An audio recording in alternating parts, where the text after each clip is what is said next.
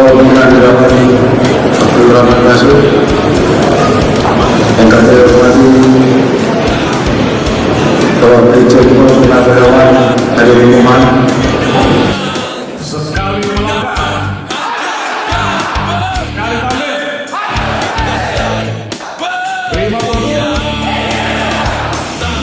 Niatkan dan paksa kita bagi ibadah dengan Tuhan dan ikhlasan.